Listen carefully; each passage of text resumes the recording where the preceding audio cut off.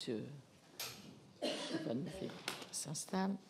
Donc, mes chers collègues, nous recevons ce matin des représentants de la Convention citoyenne sur la fin de vie. J'indique que cette audition fait l'objet d'une captation vidéo retransmise en direct sur le site du Sénat et consultable ensuite à la demande. Cette audition s'inscrit dans le cadre des travaux que nous menons sur la fin de vie, menés par nos rapporteurs, Christine Bonfanti-Dossat, Corinne Imbert et Michel Meunier, qui avaient déjà fait un rapport en 2021 sur les soins palliatifs, et des auditions que nous avons menées en plénière, comme hier encore, avec la ministre Agnès Firmin-Le Bodo.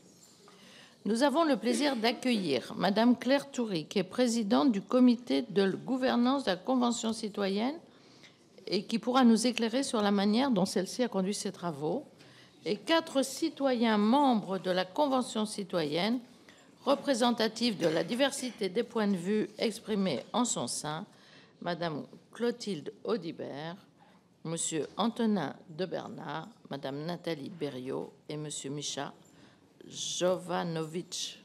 C'est ça? Ça se prononce comme ça?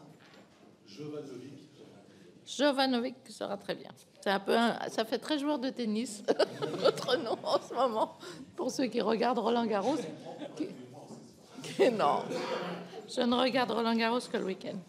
Mesdames, Messieurs, je vous propose de commencer cette audition commune par un propos liminaire relativement bref, afin de laisser toute leur place aux échanges qui suivront, à partir des rapporteurs et ensuite de l'ensemble des sénateurs qui le souhaiteront. Madame Toury, je vous laisse la parole. Bonjour à toutes et à tous, merci beaucoup de nous recevoir ce matin. Donc moi j'ai eu le privilège de présider le comité de gouvernance de cette convention citoyenne sur la fin de vie qui a commencé ses travaux le 9 décembre et qui les a terminés le 3 avril. Donc c'est 9 week-ends en tout, 27 jours de travail qui ont permis d'aboutir à la production citoyenne dont vous allez prendre connaissance peu de temps après puisque les citoyens membres de la convention vous en diront quelques mots. Alors, comment ça s'est passé? Donc, le comité de gouvernance, notre mission a été de fixer le cadre méthodologique du travail de la convention, de définir de faire des grands arbitrages et de définir le calendrier de travail. Donc, on a tout de suite décidé d'avoir 185 citoyens. Alors, pour être honnête avec vous, on a décidé d'avoir plus de citoyens que pour la convention climat. Il y avait 150 citoyens à l'époque. Nous, on voulait qu'il y ait au moins 150 citoyens aussi. Mais contrairement à la Convention climat, on voulait que ceux qui terminent aient commencé. Et donc, par peur d'une perte en ligne, disons, vu que c'est quand même très très lourd, on a décidé d'en tirer au sort 170. L'organisme en charge du tirage au sort nous a dit si vous en voulez 170 le 9 décembre, il faut que vous en ayez 185 le 2 décembre. Et bien en fait, il y en avait 185 le 2 décembre, 185 le 9 décembre et 184 à la fin, ce qui atteste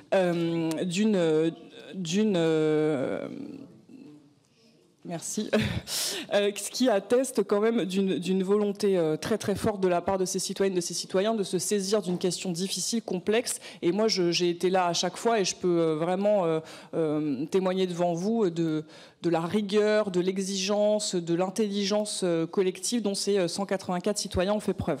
Donc, 184 citoyens représentatifs de la diversité de la population française, donc des hommes, des femmes, des jeunes, des moins jeunes, toutes les catégories socio-professionnelles, tous les niveaux de diplôme, qui ont toutes les origines géographiques, qui ont travaillé sur une question difficile, à savoir, je vous rappelle la question qui nous a été posée par la Première ministre, le cadre d'accompagnement de la fin de vie est-il adapté aux différentes situations rencontrées ou d'éventuels changements devraient-ils être introduits?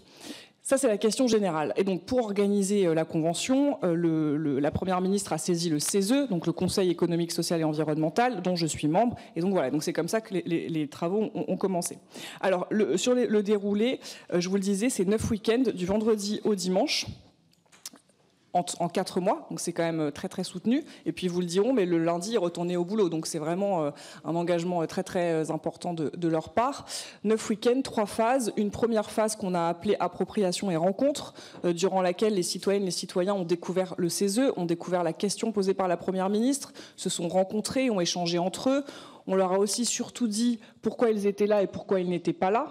Donc ça, c'était très important. Autrement dit, il n'y a jamais eu d'ambiguïté dans le cadre de cette convention. À aucun moment, on a dit aux citoyens qu'ils étaient là pour faire une loi. Ce n'est pas la raison pour laquelle ils ont été réunis. En revanche, la conviction qu'on a au CESE, et je crois que cette convention le montre bien, c'est que pour certains sujets, à certains moments, c'est important de faire appel à des personnes qui ne représentent qu'eux-mêmes d'une certaine manière pour sortir des espaces de représentation d'intérêt classiques et puis leur demander d'aider à construire la décision qui sera bel et bien prise par les gens qui ont été élus pour ça, donc les parlementaires, le gouvernement, etc., enfin, le président de la République, le gouvernement, etc. Donc voilà, donc il n'y a jamais eu d'ambiguïté là-dessus, pas de sans filtre en gros, donc chacun son travail, mais l'enjeu c'était bien d'avoir une contribution citoyenne à un débat national sur la fin de vie qui a été ouvert en septembre dernier, si je dois le marquer par une date, par l'avis du comité consultatif national d'éthique qui pour la première fois ouvre la porte à une éventuelle aide active à mourir. Donc première phase, appropriation et rencontre sur 2 week-ends, ensuite deuxième phase de délibération pour notamment poser la controverse, donc autour de l'aide active à mourir notamment, mais les citoyens, citoyennes reviendront sur ce point. Et puis une troisième phase d'harmonisation et de restitution, puisque produire un texte à 184, c'est quand même un exercice difficile. Voilà, mais ça, ils vous le diront. Donc, qu'est-ce qui nous a guidés dans la conduite de ces travaux ? Le parti pris qu'on a eu tout de suite en tant que comité de gouvernance, c'est de se dire que le consensus n'était pas il n'était pas impératif d'atteindre le consensus. Si c'était le cas, tant mieux, mais si ce n'était pas le cas, tant pis. Et que sur la question de la fin de vie, il y avait évidemment une partie qui était transversale. S'il vous plaît. Merci. Et il y avait une partie qui était transversale, dont les citoyens vous parleront ensuite, et qui est plutôt consensuelle, qu'on appelle le quoi qu'il en soit, mais il y a une partie de controverse autour notamment de l'aide active à mourir. Et donc l'enjeu a bien été, pour éclairer la décision publique, pour éclairer les décideurs, vous notamment, a bien été d'expliquer la controverse autour de la question de l'aide active à mourir et donc de poser à la fois les points de convergence, mais aussi les points de divergence, sans faire comme s'ils n'existaient pas.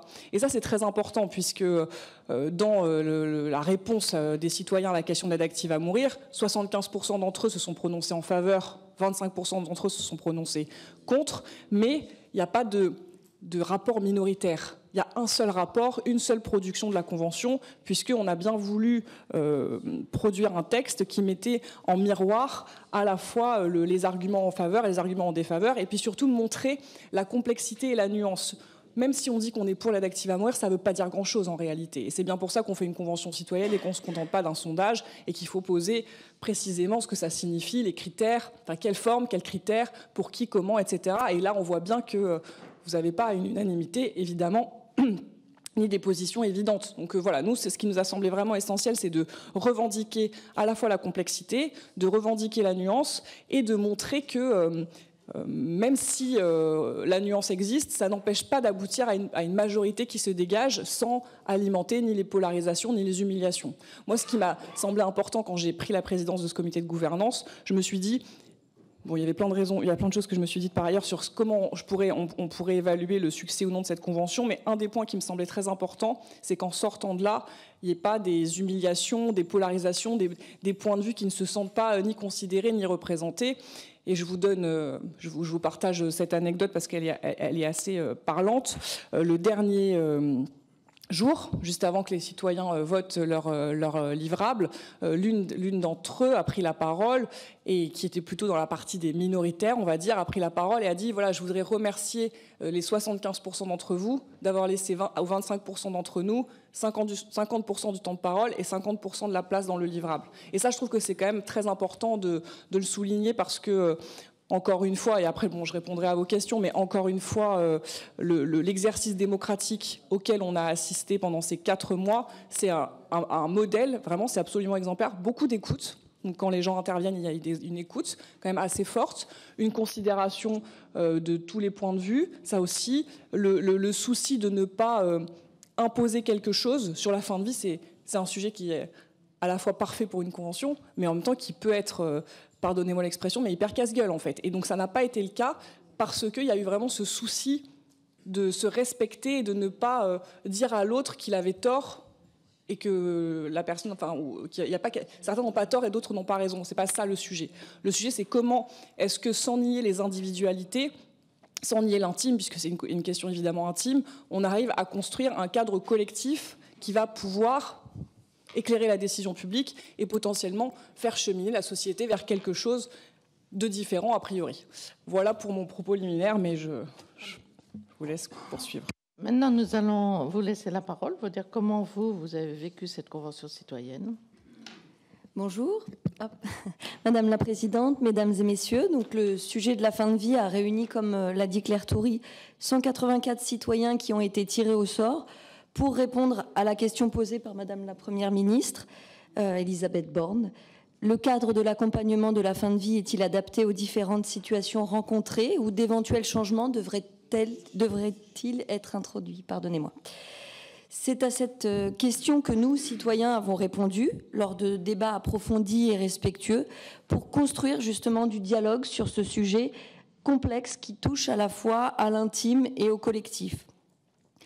La Convention citoyenne qui nous a réunis, c'est un exercice de démocratie participative qui permet de redonner la parole aux citoyens dans le souci d'enrichir le débat public, améliorer la qualité et la légitimité des décisions, et ce, afin de mieux répondre aux attentes de la population. Donc, pour accomplir ces travaux et comprendre les enjeux qui en sont liés, nous avons rencontré un nombre important de spécialistes du sujet, environ une soixantaine, ce qui nous a permis ensuite de débattre de manière éclairée. Le dialogue a permis d'esquisser des perspectives, des propositions communes, en prenant en compte le vécu et les différentes sensibilités exprimées au sein de la société française. Ces travaux menés dans le cadre de la Convention citoyenne peuvent éclairer les pouvoirs publics et nourrir la législation future. Donc les citoyens ont répondu à 97% que le cadre d'accompagnement de la fin de vie doit être amélioré et à 82% qu'il n'est pas adapté aux différentes situations rencontrées. La conviction commune est de renforcer et d'améliorer l'accompagnement de la fin de vie, car à ce jour, on constate une inégalité d'accès et une absence de réponse satisfaisante pour certaines situations de fin de vie. Plusieurs propositions collectives ont été adoptées à plus de 80%. Le respect du choix et de la volonté du patient, l'information grand public, le renforcement de la formation des professionnels de santé, garantir les budgets nécessaires et l'accompagnement de la fin de vie, développer l'accompagnement à domicile, garantir un accès aux soins palliatifs pour tous et sur l'ensemble du territoire, assurer une égalité d'accès et améliorer l'organisation du parcours de soins de la fin de vie. Cette réflexion commune, issue de la démocratie participative, a mis en exergue la nécessité de développer la culture palliative et les soins palliatifs dans une société plus solidaire, tout en octroyant des droits à ceux qui le demandent concernant leur fin de vie. Notre travail a vocation à alimenter la réflexion des pouvoirs publics en esquissant des propositions qui pourraient peut-être être le modèle français de l'aide active à mourir. Je laisse la parole à trois autres conventionnels, Nathalie B., Antonin D., qui représentera le point de vue des universalistes, et Micha, qui est opposé à l'aide active à mourir. Je vous remercie. Si vous pouvez, avant qu'on continue, rappeler comment vous avez été choisi, désigné, oui, clairement, de façon très précise. Très bien. Je vais le faire si c'est OK pour toi. Nous avons en fait été tirés au sort à partir des numéros de téléphone. 85% à partir des téléphones portables, 15% à partir des téléphones fixes. Une société nous a appelés, il y a eu un premier tour, on va dire 3000 appels, des gens ont répondu ou pas. Enfin, imaginez-vous, recevons à 20h un coup de fil. En général, on pense qu'on veut nous vendre des fenêtres. Donc, il y a pas mal de... Exactement, donc il y a eu pas mal de gens qui ont fait ça. Et donc ensuite, il y a eu 2000 personnes qui ont accepté. Et puis, il y a eu un certain nombre de critères qui étaient nécessaires pour justement montrer la diversité de la population, évidemment le genre, l'âge, la localisation géographique, les CSP, le niveau d'études, et puis il y en avait un cinquième, non c'était tout, 5, pardon. Et ces 5 critères ont permis ensuite, à partir des 2000, de ressortir 185 citoyens et citoyennes. C'est moi. Oui. Donc, Madame la Présidente, Mesdames et Messieurs les membres de la Commission des Affaires sociales, je vais présenter donc la partie aide active à mourir qui a été le sujet central pendant les débats de la Convention citoyenne. Dans le rapport que vous avez certainement lu, il y a un nuancier de 3 opinions qui a émergé pendant ces débats. Et je vais donc vous brosser rapidement le premier sur l'accès à l'aide active à mourir sous condition. On verra qu'il y en a il y a un autre modèle. La Convention citoyenne s'est positionnée majoritairement à 75% en faveur de l'aide active à mourir. Dans le rapport, vous verrez aussi qu'il y a 4 modèles. Des modèles avec du suicide assisté et euthanasie au choix, suicide assisté ou euthanasie par exception, suicide assisté seul, euthanasie seule. Le modèle suicide assisté et euthanasie au choix est celui qui a remporté 40% des suffrages. Je rappelle les principaux arguments en faveur de l'aide active à mourir que nous avons mis dans le rapport. Premièrement, un cadre d'accompagnement actuel qui ne répond pas à certaines situations de souffrance, comme les situations de souffrance réfractaire, tant physique que psychique, pour ne prendre que cet exemple. 2. Les soins palliatifs sont complémentaires, mais ne répondent pas à toutes les situations des personnes en fin de vie. Même avec le développement des soins palliatifs, resteront ces quelques personnes dont les souffrances sont inapaisables et qui souhaitent en être soulagées. 3e point, l'aide active à mourir vient combler les limites de la sédation profonde et continue jusqu'au décès, qui, vous le savez, ne peut s'appliquer que sur une courte période de la fin de vie, car les médicaments utilisés ont un effet limité dans le temps. Or, certaines agonies durent plusieurs jours, voire dépassent la semaine. Ce sont ces patients dont le Conseil d'État parle quand il écrit qu'ils n'en finissent pas de mourir, pour lesquels nous pensons que l'aide active à mourir pourrait être une solution. L'aide active à mourir réduit ce temps de l'agonie, soulageant celles et ceux qui l'ont choisi, la famille et dans certaines situations les soignants. Autre point, 4e, l'aide active à mourir met fin aux situations d'hypocrisie, car l'euthanasie passive ou illégale, quelle que soit la façon qu'on la nomme, existe. La mettre en œuvre, l'aide active à mourir, c'est faire entrer dans le droit une réalité, c'est éviter l'hypocrisie et protéger le corps médical. 5e point, l'aide active à mourir respecte la liberté de choix des individus en offrant la possibilité de préparer sa mort dans un cadre sécurisé et de pouvoir inclure ses proches dans le processus de fin de vie. Elle permet aux personnes de décider des conditions de leur fin de vie et de choisir l'état de l'image qu'elles souhaitent laisser d'elles-mêmes à leur entourage au moment de leur mort. 6e point, l'aide active à mourir permet une fin de vie accompagnée et est un gage de fraternité et de solidarité. C'est un moment choisi et un moment accompagné. Légaliser l'AM pourrait transformer notre rapport à la mort, car en organisant soi-même son départ, le deuil de ses proches pourrait être vécu différemment et mieux accepté. Cela permettrait d'éviter également des suicides violents. C'est proposer une mort solidaire au lieu d'une mort solitaire. Nos propositions s'appuient sur des critères d'éligibilité sur lesquels nous pourrons revenir si vous le souhaitez. La majorité de la Convention citoyenne s'accorde sur la nécessité d'un parcours d'accès à l'AM incluant conditions d'accès, garde-fous et mécanismes de contrôle. C'est très important pour nous. Le préalable à tout accès de l'aide active à mourir est évidemment la volonté du patient qui doit être respectée dans le droit fil de la loi de 2002 sur les droits des patients. Les étapes de ce parcours d'accès à l'AM sont au nombre de 5. Une expression de la demande libre, éclairée et révocable à tout moment. Un accompagnement médical et psychologique complet. Une évaluation du discernement, une validation de l'entrée dans le parcours d'aide active à mourir soumise à une procédure collégiale et pluridisciplinaire, une réalisation de l'acte encadré par le corps médical. L'aide médicale à mourir est la contrepartie de notre médecine puissante. Et comme le rappelle le professeur Régis Aubry, soigner, n'est pas imposer ses convictions, mais respecter celles des autres.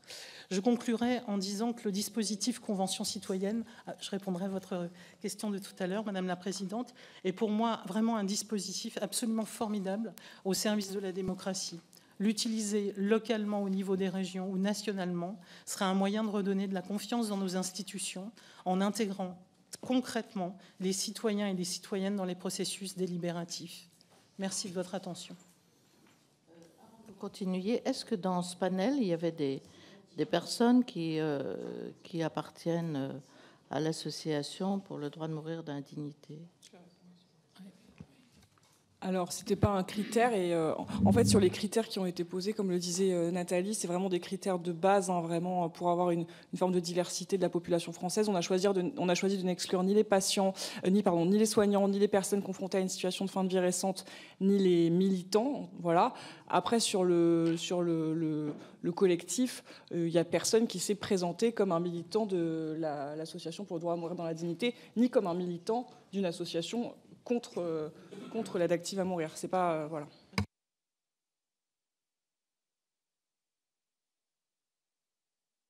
Vic s'exprime.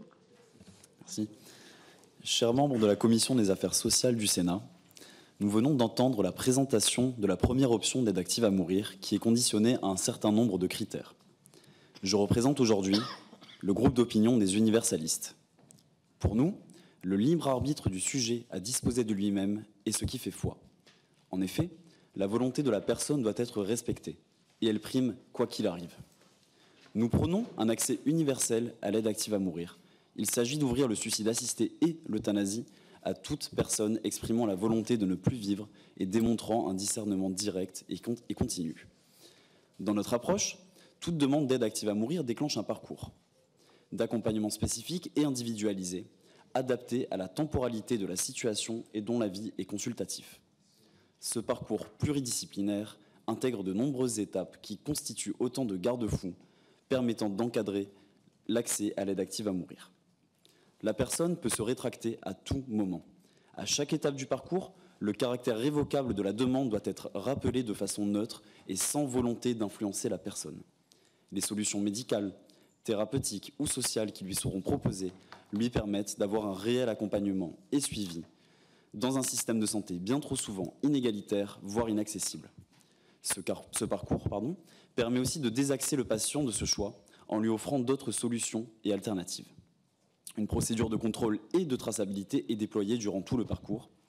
Par ailleurs, cette approche s'accompagne d'une clause de conscience pour les professionnels de la santé. Dans le cas d'une perte ou d'une absence de discernement, la personne sera soumise à une procédure collégiale pluridisciplinaire d'exception spécifique et initiée par le biais des directives anticipées, de la personne de confiance ou d'une demande des proches. L'ouverture de l'euthanasie pourra alors être envisagée. Dans le cas d'un désaccord entre un mineur, personne en curatelle ou sous tutelle et les parents, un juge approprié statue. Comprenez que c'est l'approche d'une ouverture d'aide active à mourir, la moins discriminante à nos yeux. En effet, nous permettons ainsi d'assurer une égalité d'accès à l'aide active à mourir, sans considération médicale, sociale, financière ou territoriale. Chaque personne peut demander une aide active à mourir. Nous replaçons le souffrant au cœur des considérations sociales en faisant ainsi vivre pleinement le principe de solidarité. Ce que nous craignons, c'est un système qui abandonne les personnes à mi-chemin, que certains aient le droit de ne plus souffrir, mais que d'autres soient confrontés à cela, sans aucune porte de sortie. Il y a déjà des oubliés dans le système actuel. Nous ne souhaitons pas qu'il y en ait davantage dans l'ouverture de ce nouveau droit. Le fait que ce choix soit possible permet d'avoir une solution sans devoir forcément aller jusqu'au bout du processus. Ce n'est pas parce que l'on propose que l'on impose. Cependant, cette ouverture ne doit pas empêcher d'augmenter les moyens globaux alloués au système de santé, notamment pour les soins palliatifs. La viabilité de cette approche est évidemment conditionnée à l'allocation d'un budget suffisant pour son application pleine et entière. Ce droit universel garantit une liberté à tous sans entraîner la moindre obligation. Ce droit universel n'entame pas le contrat social, mais donne simplement un choix complémentaire aux personnes en souffrance dans un souci de fraternité. Ce droit universel permet de répondre à toutes les situations rencontrées dans un esprit d'égalité. Chers membres de la Commission des affaires sociales du Sénat, merci de votre attention. Merci, monsieur. Monsieur Jovanovic. Mesdames, messieurs, bonjour. Donc, je représente les citoyens de la Convention qui se sont positionnés contre l'évolution de la loi et l'ouverture à l'aide active à mourir. On est un groupe assez important dans le sein de la commission, de la convention, pardon, et on entend ici non pas défendre le livrable, mais l'expliquer. Vous avez entendu des chiffres. Ces chiffres-là sont à interpréter et à comprendre.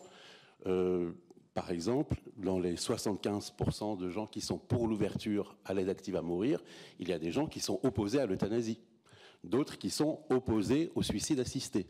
Et en réalité, le socle de ceux qui sont pour l'aide active à mourir, et le chiffre qui a été dit par ma camarade, 40% qui sont pour l'ouverture complète et à l'euthanasie et au suicide assisté. Donc les chiffres sont à relativiser, à expliquer. Les citoyens qui se sont positionnés contre l'ont fait pour des motifs très divers. D'une part parce que le modèle de civilisation qui consistait jusque-là à soigner coûte que coûte, à prendre soin du patient, du malade, de la personne en souffrance, risque de changer pour un modèle vers lequel on irait vers une médecine libérale, d'un libéralisme d'opinion où finalement chacun pourrait demander à la carte ce qui l'arrangerait, et ça nous paraît inquiétant. Par ailleurs, nous n'avons pas été convaincus par la mise en place et l'explication des garde-fous, des commissions d'enquête qui sont censées encadrer les processus d'euthanasie ou de suicide assisté. Et enfin, nous avons considéré, et je pense à raison, que le centre des débats n'était pas sur l'euthanasie ou le suicide assisté, mais sur la question de l'hôpital, de sa gestion, des soins palliatifs et de l'accompagnement des patients. Il y a beaucoup à faire dans ce domaine, et les améliorations que nous pourrions apporter à l'hôpital, à sa gestion, aux soins, sont un préalable à toute autre discussion, à mon avis. Alors, nous allons commencer par les questions des rapporteurs. Ensuite, chez Laurence Cohen qui s'est inscrite, Christine Bonfanti-Dossat. Oui, merci Madame la Présidente. Merci donc à vous cinq pour le travail qui a été effectué. Finalement, je me rends compte que cette week-end plein, on a l'impression que nous, les parlementaires, finalement, on ne fait pas grand-chose. Donc, je salue votre travail. Alors, moi, j'ai plusieurs questions à vous poser. La société, me semble-t-il, modifie un peu son approche et ses convictions, influencée par l'évolution de certaines pratiques observées par certains pays, et surtout certains pays limitrophes. Est-ce que vous ne pensez pas que c'est à cause de ça, largement reprise par les médias, voilà. Est-ce que vous ne pensez pas que c'est cela qui peut entraîner une loi sociétale progressiste? Ensuite, Madame, vous avez parlé plusieurs fois d'hypocrisie.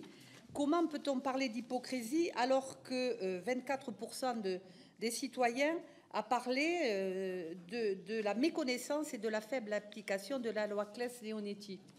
Ensuite, vous parlez, Madame, aussi d'une mort solidaire et non d'une mort... d'une mort solidaire et non d'une mort solitaire.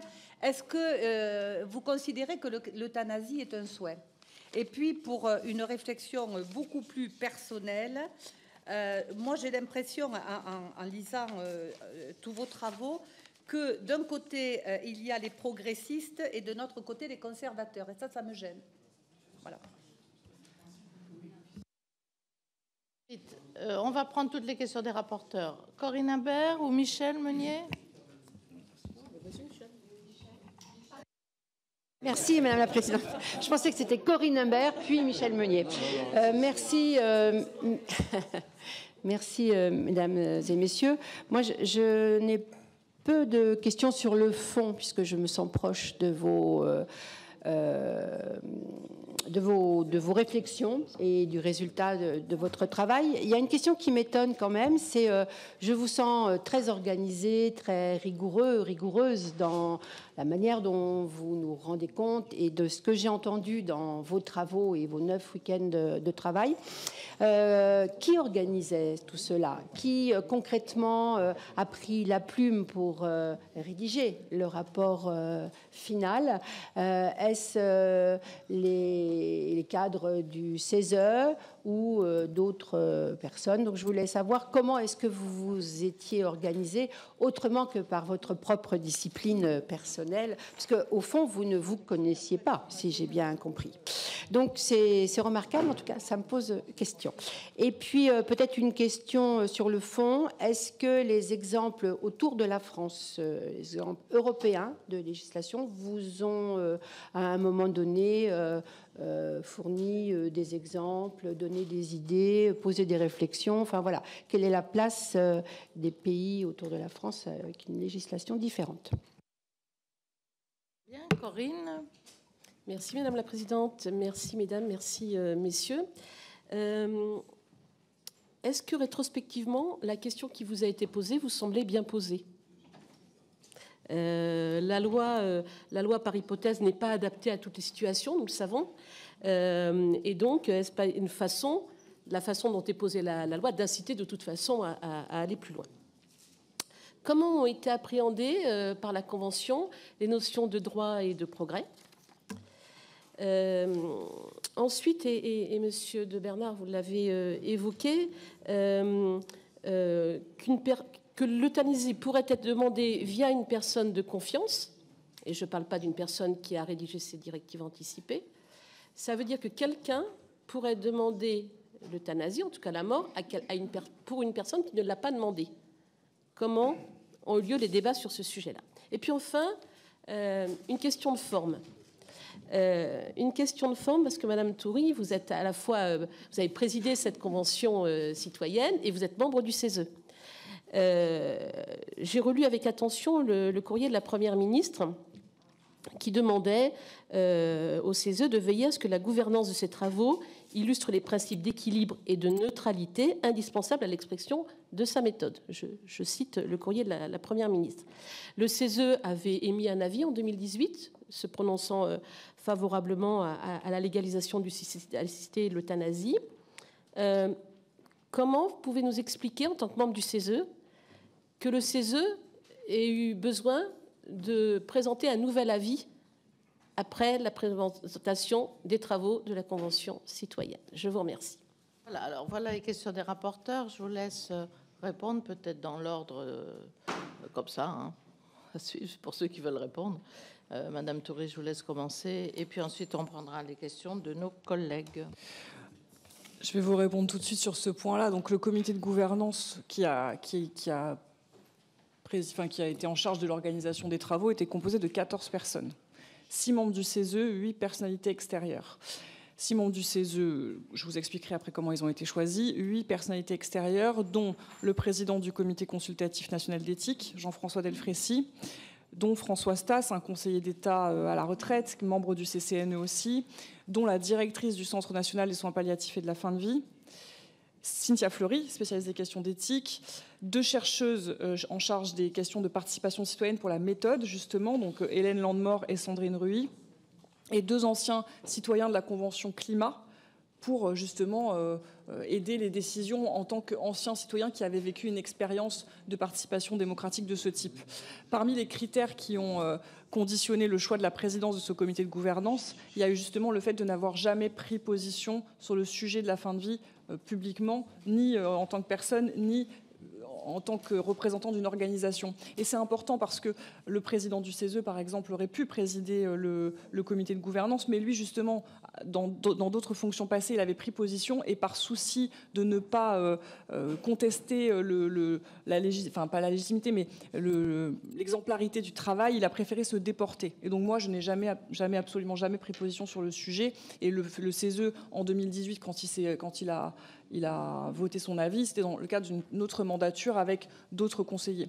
Pour ce qui est du fait d'avoir rendu un autre avis là récemment, vous n'êtes pas sans savoir qu'une loi a réformé le CESE, la loi du mois de janvier 2021, qui dit que donc, le CESE est désormais, en plus d'être la chambre de la société civile organisée, le carrefour de la participation des publics, et donc la chambre qui va être chargée d'organiser les dispositifs, notamment de participation citoyenne, comme ça a été le cas pour cette convention fin de vie. Mais ce que le Conseil constitutionnel dit, c'est que ces travaux doivent être aussi attachés à des travaux du CESE. Et donc, du coup, la décision collective qui a été prise, ça a été de dire, voilà, il y a un débat national sur la fin de vie qui a été ouvert, comme je le disais, par l'avis du comité d'éthique en septembre 2022. Ce débat national, il a plusieurs contributeurs. Le comité d'éthique, les sages, les soignants qui travaillent aussi, enfin, vous avez entendu Agnès Firmin-Lebaudot hier qui vous a aussi expliqué comment elle avait travaillé. Donc les soignants, les associations, etc. Il y a eu plusieurs contributions. Il y a une contribution centrale qui est celle de la Convention citoyenne, puisque c'est la contribution citoyenne, mais il y a aussi la contribution de la société civile organisée qui s'est manifestée via l'avis du CESE dans le cadre de ce débat national large qui a été rouvert au mois de septembre. Donc voilà comment ça s'est organisé pour vous répondre sur la partie plus méthodologique. Et puis ensuite, sur le reste, bon, sur le fond, je vous laisserai répondre bien sûr, mais peut-être juste un point, madame, sur l'histoire des progressistes et des conservateurs. Alors, je ne sais pas si c'est écrit comme ça dans le document, mais voilà, il ne me semble pas qu'à aucun moment ce mot ait été employé. Au contraire, parce que, enfin, de notre part, en tout. Ah d'accord, ok, pardon, d'accord. Alors j'insiste là-dessus parce que nous, notre souci justement a été vraiment à chaque fois de dire, encore une fois, il ne s'agit pas de dire que certains ont tort et que d'autres ont raison, c'est vraiment pas le sujet. Sur la fin de vie, franchement, j'aimerais bien que quelqu'un vienne donner une leçon à quelqu'un d'autre en lui expliquant que voilà, l'un c'est mieux que l'autre. Je crois que c'est pas ça. Ça n'a jamais été pensé ni organisé comme ça. Et au contraire, tout le travail a été organisé de sorte à ce que tous les points de vue puissent être entendus. Enfin, vous avez entendu ce matin 3 positions différentes non, 3 pour le coup. Il y a une différence significative entre une aide active à mourir avec des conditions très claires et des conditions... Voilà, je pense que c'est vraiment une différence assez notable. Donc vous avez 3 points de vue différents qui ont été posés, qui sont représentatifs de ce que certains membres de la Convention ont porté. Et dans le livrable, vous avez tous ces points de vue qui sont posés avec un niveau de nuance qui va quand même très très loin, je crois, pour une production de ce type. Voilà pour la méthode. Sur la plume, qui a tenu la plume, c'était une question de Michel Meunier. Hein, c'est ça? Alors, il y a une première version. En fait, il y a eu des productions qui ont été faites au fil de l'eau, tous les week-ends quasiment, hormis les 2 premiers week-ends qui étaient des séquences plus d'audition, mais tous les week-ends quasiment, il y avait des productions qui étaient réalisées dans le cadre des groupes, des ateliers, etc. Tout ça, parce que oui, pardon, c'est vrai qu'on vous a pas dit ça. Il y a un groupe de 184 citoyens, c'est un grand groupe, mais après les travaux, ils ont surtout eu lieu en plus petits groupes. Enfin, vous vous en doutez, produire à 184, c'est quand même compliqué. Donc il y avait des groupes de 10, puis des groupes de 30 qui ont été amenés à débattre, produire des réponses, des questions, etc. Enfin, ça s'est fait en plusieurs étapes. Et donc, le collectif d'animation, ceux qui étaient en charge de l'animation des travaux, donc pas le comité de gouvernance, j'insiste là-dessus, ont rédigé un document martyr, voilà, qui a ensuite été repris par les citoyens. Et donc, à un moment, on est allé vraiment le plus loin possible dans la production citoyenne, puisqu'on a découpé le document en je ne sais plus combien de parties. Puis après, il y avait entre 7 et 10 citoyens qui étaient en charge de chacune des parties, donc la re-rédaction. Et puis, je ne sais pas si vous êtes déjà allé au CESE, mais il y a une très grande salle qu'on appelle la salle hypostyle au CESE, là, avec les grandes colonnes. Je décris pour celles et ceux qui nous regardent, mais voilà, une très grande salle. Et dans cette grande salle, tous les textes ont été affichés. Et il y a eu un grand moment de déambulation lors des 2 derniers week-ends pour que les citoyens puissent venir modifier le texte. Et à chaque fois, chaque partie était pilotée, on va dire, par des rapporteurs citoyens qui avaient été désignés par le groupe et qui étaient chargés justement de récupérer les suggestions des uns et des autres, de sorte à ce qu'à la fin, il y ait quelque chose qui soit le plus collectif et contributif possible, en sachant que voilà... Ça, c'est un document qui fait combien de pages? Je ne sais plus, 170 pages. Donc, ce n'est pas 184 personnes qui ont écrit en se tenant la main les 184 pages. Évidemment, vous vous en doutez. Mais en tout cas, tout a été revu, tout a été produit et revu par les citoyens. Non, c'est les citoyens. Alors, qui veut répondre à d'autres questions qui ont été posées? Madame Audibert. Alors, je vais répondre sur la question de l'influence des pays limitrophes et les différents exemples européens qui pourraient nous inspirer également. Effectivement, nous avons auditionné différents représentants. Il y a eu la Belgique, où l'euthanasie est dépénalisée. Il y a la Suisse également. On a entendu le Québec et l'Oregon. Donc ça nous a permis un petit peu de prendre connaissance de ce qui se passait dans les différents pays, qu'ils soient limitrophes ou plus éloignés. Et voilà, ce qu'on s'est dit, c'est que nous ne copierons pas un modèle et qu'on ferait par contre notre propre modèle français. Voilà. On regarde, on observe ce qui se passe dans les différents pays, mais nous déciderons parce que nous sommes différents. Voilà. Bien, Monsieur de Bernard, ensuite Madame Berriot et Monsieur Chauvanot. Je vais vous répondre donc. Je vais reprendre la phrase donc, que j'ai lue tout à l'heure. Par ailleurs, dans le cas d'une perte ou d'une absence de discernement, l'ouverture de l'euthanasie pourra être envisagée. Elle sera alors soumise à une procédure collégiale spécifique et initiée par le biais des directives anticipées de la personne de confiance ou d'une demande des proches. Dans le cas où une directive anticipée n'a pas été rédigée, en effet, nous nous retrouvons dans une situation où vous pouvez avoir une personne en mort cérébrale, une personne avec un discernement qui s'en va avec une maladie neurodégénérative par exemple, et nous sommes confrontés à quelque chose de très complexe, on est d'accord. Donc on a beaucoup penché là-dessus, et les universels comme les conditionnés, nous retrouvons quand même bien sur ce point-là. En fait, s'il n'y a pas de directive anticipée, mais une personne de confiance, comme dans le cadre actuel, la personne de confiance, on lui fait confiance. Donc, on lui donne en amont l'idée de notre fin de vie. C'est-à-dire, si un jour j'ai un accident de voiture, que je me retrouve en mort cérébrale, je ne veux pas continuer à vivre. Si quelqu'un qui a, par exemple, Alzheimer, qui dit le jour où je ne reconnais plus mes enfants, je veux partir. Il faut prendre tout cela en considération. Je suis désolé, je le mets en avant. Ça, c'est la personne, le sujet, le patient qui décide. Par la suite, je tiens à vous préciser que cela est toujours soumis à un collège d'exception spécifique qui est initié par ces directives anticipées, si elles ne sont pas là par la personne de confiance ou par les proches. Nous pouvons mettre en avant que nous nous plaçons aussi face à la législation actuelle où il ne doit pas y avoir d'acharnement thérapeutique, premièrement. Donc quelqu'un mort cérébral qu'on continue à faire vivre, au final, il y a cet acharnement-là. Donc nous nous plaçons aussi face à cette législation. Et tout cela, en fait, se place sous la confiance qu'on a amenée en d'autres personnes. En revanche, effectivement, quelqu'un qui n'a pas de proche, qui n'a pas de personne de confiance, pas de directive anticipée, nous nous retrouvons dans une situation très complexe. Et là, c'est aussi à la justice de trancher. Pour la partie sans discernement, pour la partie justement de personnes en mort cérébrale, là, il faut aussi faire confiance à la justice, il faut faire confiance à des médecins, il faut faire confiance à des psychiatres, à accompagner la famille, auditionner tout le monde, et c'est comme ça qu'on pourra trouver des solutions à ces problèmes rencontrés. Mais comme on en a déjà trouvé dans des cas comme Vincent Lambert, et ça, nous sommes déjà retrouvés confrontés à cela. Bien, Madame Berriot. Merci, Madame la Présidente. Je rajoute qu'on a aussi entendu les Pays-Bas par rapport à la liste des personnes et que c'est sûr que ce qui se passe autour de la France impacte évidemment la France et qu'il me semble que là on en est à la 2e convention citoyenne sur ce sujet quand même, pas dans les mêmes formats mais qui avait conclu à la même chose et qu'on a pas mal de sondages, encore une fois, des citoyens qui disent qu'il faut faire évoluer cette situation qui pose problème pour un certain nombre de personnes. Sur l'hypocrisie, alors le lien avec la loi Claes-Leonetti, c'est sûr qu'il y a 24% des citoyens qui ne connaissent pas la loi, ça on est bien d'accord. Il y a des médecins, on l'a vu.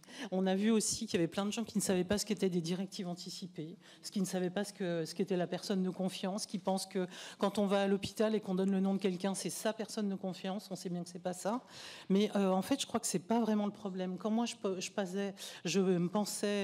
parlais et pas mais mes collègues conditionnés et moi-même nous parlons du fait qu'il y a des euthanasies et qu'il y a une hypocrisie.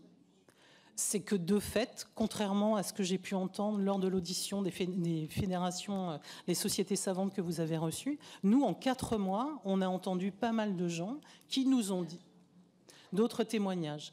Donc vraiment qui disaient qu'il y avait des euthanasies qui ne portent pas ce nom-là. Donc je pense qu'on peut faire comme si ça n'était pas le cas, mais de fait, il y a en France des euthanasies. Et même la loi aujourd'hui Claes-Leonetti ne permet pas, pour un certain nombre de raisons, de résoudre tous ces problèmes. Donc nous sommes, peut-être que nous ne l'avons pas dit assez clairement, évidemment tous au sein de la Convention, pour qu'il y ait un gros travail de communication, pour que le Conseil national des soins palliatifs et fin de vie prenne vraiment encore plus de l'ampleur et soit vraiment l'opérateur de cela, pour que la loi soit connue, mais de fait, aujourd'hui. D'accord, l'ordre des médecins. Ok. Sur mort solidaire, est-ce que l'euthanasie est un soin? Alors oui, c'est terrible, je sais bien. Je pense que, hélas, oui. Aujourd'hui, la médecine permet de vivre longtemps. Aujourd'hui, je pense que personne ici ne peut dire qu'il mourra de mort naturelle, parce que nous avons tous eu des opérations, nous avons tous eu des médicaments où nous en avons aujourd'hui. La mort naturelle dans nos sociétés, ça n'existe plus. En revanche, ce qui existe, c'est des... En tout cas, pas beaucoup. Et en revanche, ce qui existe, c'est des situations où des personnes vont avoir des polypathologies, vont être maintenues parce qu'on a une médecine absolument fabuleuse, avec des médecins hyper compétents qui permettent vraiment de nous permettre d'avancer beaucoup plus loin. Mais ça nous semble vraiment important de permettre à des personnes qui seraient dans des situations de souffrance inapaisables parce que ça existe, que ces personnes puissent accéder à un moyen d'aide active à mourir. À la même question, le ministre de la Santé a répondu non, parce qu'on lui a posé est-ce que l'euthanasie est-elle un soin pour vous? Oui. Il a répondu non. Monsieur Braun répond ce qu'il veut. Nous, Convention citoyenne, répondons absolument. Voilà, mais il est dans son rôle. C'est ce que nous ont dit les médecins qui pratiquent l'euthanasie en Belgique. Pour eux, en effet, c'était le soin jusqu'au bout. Après, on peut être d'accord ou ne pas d'accord. Très bien. Monsieur Jovanovic. Bien. Alors, je vais répondre à plusieurs questions. Dans l'ordre, le modèle étranger, le modèle suisse. Moi, il se trouve que j'habite en Haute-Savoie. Et j'ai pu interroger un médecin des soins palliatifs de ma région qui auparavant travaillait en Suisse et retourné travailler en France dans des soins palliatifs après son expérience suisse et avec un préjudice financier que vous imaginez. Mais elle ne regrette pas une seconde son choix, sa décision de travailler avec des patients en fin de vie et de faire ce travail d'accompagnement. Elle m'a même dit, les larmes aux yeux, que c'était la chose la plus enrichissante et la plus incroyable qu'elle a eue de sa carrière. Et donc, la fin de vie peut être difficile.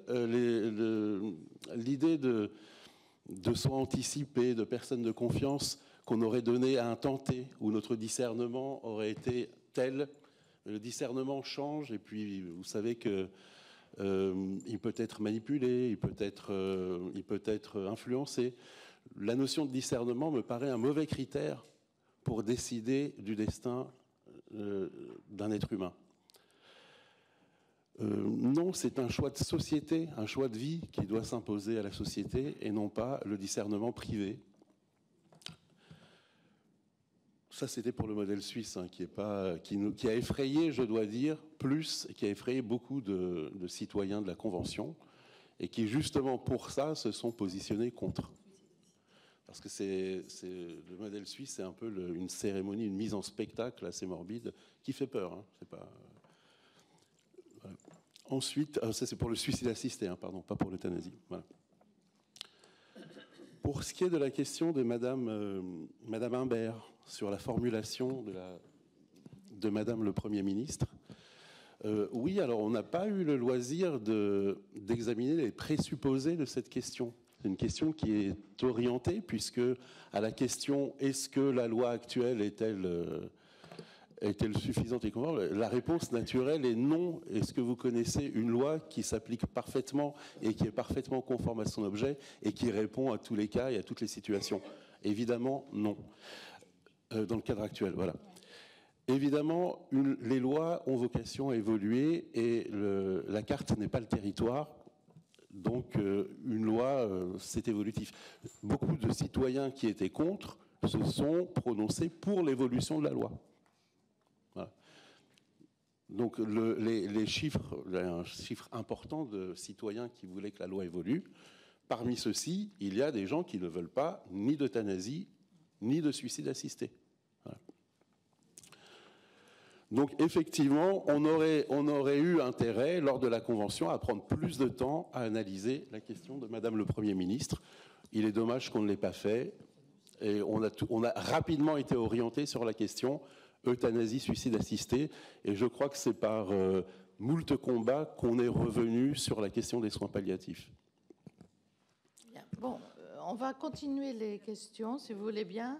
Et puis ensuite, en fonction des questions posées, chacun pourra répondre, formuler des observations. Et ce sera, on terminera ce tour de table. Alors, Laurence Cohen. Oui, merci Madame la Présidente, merci messieurs et mesdames. Moi, je veux franchement vous remercier pour le travail que vous avez fait et pour la façon dont vous vous êtes organisé, et puis ce qu'on ressent, en tout cas ce que moi je ressens, parce que évidemment c'est subjectif, c'est un grand respect des points de vue de chacun et une écoute, et c'est à saluer parce que c'est un sujet difficile, on l'a dit à plusieurs reprises ici, y compris on peut être, suivant les rencontres, suivant les auditions, un peu ébranlé dans les positions qu'on peut prendre à un moment donné. Donc effectivement, il faut que chacune reste humble, et c'est en tout cas moi ce que je ressens. Et en tant que législatrice, je pense que c'est bien d'avoir l'opportunité de vous rencontrer. Hier, effectivement, on a eu aussi l'audition de la ministre Agnès Firmin-Le Bodo, et elle a parlé de trois volets extrêmement importants qui tenaient à cœur au gouvernement. Le développement des soins palliatifs, je vais vite, l'ouverture d'un nouveau droit, donc l'aide active à mourir, et la protection des personnes et du droit des personnes. Alors effectivement, je pense que c'est une bonne façon de prendre cette question, et vous l'avez développée. Moi, il me semble qu'il faut vraiment pas lâcher, vous n'avez pas lâché la question des soins palliatifs à vraiment développer, parce qu'aujourd'hui, il y a une inégalité entre les départements, entre les territoires, donc entre les personnes. Et je crois que l'une d'entre vous l'a dit, on ne peut pas non plus décorréler à l'état actuel de notre système de santé et des hôpitaux qui, avec la meilleure volonté du monde, manquent de personnel, donc de moyens financiers et humains. Donc tout ça, c'est effectivement à mettre en lien. Je pense aussi que c'est important de dire que c'est une réflexion qui doit être aussi une réflexion pas privée, mais de la société tout entière. Et moi, ce qui me tient à cœur dans la façon de dire qu'il faut revisiter la loi, avec tous les garde-fous, parce qu'il peut y avoir des dérives, et on le sait pertinemment, c'est le fait qu'aujourd'hui, en tout cas, il y a une grande inégalité, parce que les gens qui ont les moyens financiers de le faire, qui ont une famille qui peut les accompagner, eh bien, ont accès à l'euthanasie ou à l'aide active à mourir. Enfin, le suicide assisté, pardon. Le suicide assisté. Et ça, je trouve qu'on ne peut pas faire comme si ça n'existait pas. On peut continuer à dire mais non, parce qu'il va y avoir des dérives, etc. C'est vrai que, mais vous l'avez dit, toute loi peut être dévoyée. Il n'y a jamais quelque chose de parfait. Mais qu'est-ce qu'on fait aujourd'hui de cette inégalité qui, pour moi, est une inégalité sociale? Et je trouve qu'on doit être interpellé par le sujet et faire en sorte, justement, de penser à tout le monde. Tout le monde doit être égal. Et moi, c'est la grosse question qui me tient à cœur. Merci, Madame la Présidente. Merci à tous de la Convention citoyenne pour l'explication de vos travaux. Donc la Convention citoyenne a fait connaître effectivement les soins palliatifs. Il y en a qui ne le connaissaient pas. Et notamment dans certains départements, il y a des lits qui sont initiés soins palliatifs, et d'autres alors qu'il n'y a pas d'unité de soins palliatifs, mais ça fonctionne quand même très bien. Je voudrais rappeler que, si vous voulez, en Hollande, vous n'avez pas cité la Hollande, je vais la citer, 90% de personnes atteintes de maladies très graves avec pronostic de décès à brève échéance, eh bien, il y en avait 90% en 2002 qui avaient subi une euthanasie, donc là, ça faisait 1800, et en 2018, il y en a 7000 avec seulement 61% qui étaient en fin de vie. Et donc, il est indiqué que si les soins palliatifs avaient existé en Hollande, eh bien, il n'y aurait pas eu d'aide à mourir. Et donc, je voulais donc vous demander, dans ma première question, si vous voulez, comment, eh bien, quelles barrières supplémentaires par rapport à ce pays allez-vous mettre en œuvre pour que cette dérive ne se produise pas en France? Deuxièmement, la loi Leonetti-Claes, c'est une sédation profonde et continue, présente dans nos départements, elle donne entière satisfaction. Par contre, effectivement, vous l'avez dit, et je pense qu'il faut l'accompagnement sûrement améliorer par davantage de personnel, le renforcer, oui, les soins palliatifs pour tous, tout à fait, oui.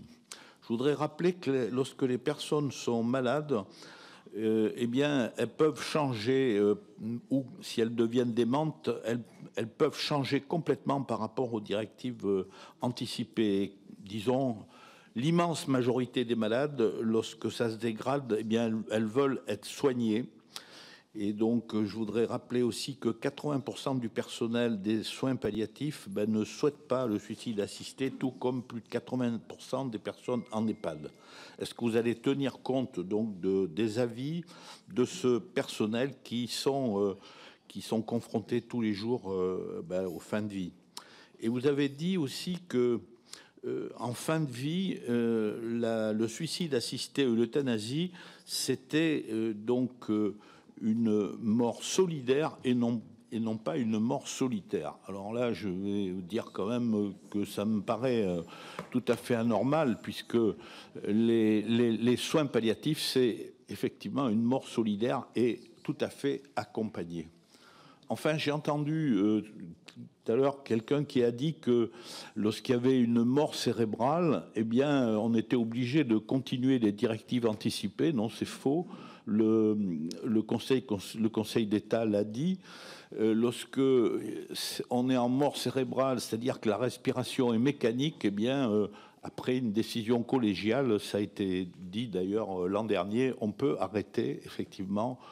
On peut arrêter même s'il y a des directives anticipées avant. Et enfin, ma dernière question, si vous voulez, pourquoi ne aller aussi directement au suicide assisté ou à l'euthanasie? Pourquoi pas, dans un premier temps, développer des soins palliatifs préalablement à toute décision? Bernard Jomier.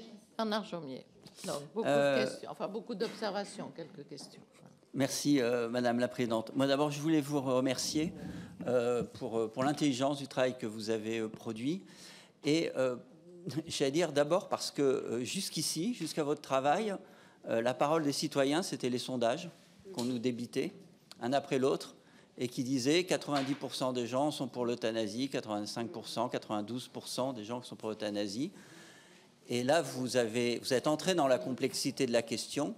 Et on voit qu'en entrant dans la complexité de la question, d'abord, vous avez bien différencié le suicide assisté, l'euthanasie dans l'aide active à mourir, etc. Et là, en fait, moi, plutôt que les chiffres dont j'ai pas grand-chose à faire, j'ai vu vos votes successifs, qui traduisent en fait la complexité de la question.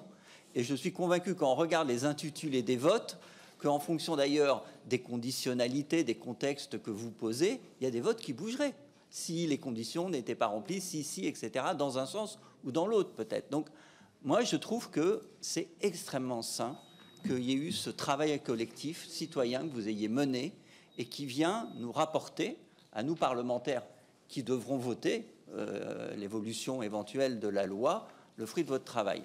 Et donc, je ne vais pas du tout entrer dans le débat sur le fond, c'est parce que je souhaite faire aujourd'hui, mais moi, j'ai une question à vous poser, c'est la phase parlementaire qui s'ouvre, elle va être très longue, puisqu'on ne sera pas... Vous savez, d'habitude, le gouvernement impose toujours la procédure accélérée, c'est-à-dire faut bâcler les textes et discuter très rapidement.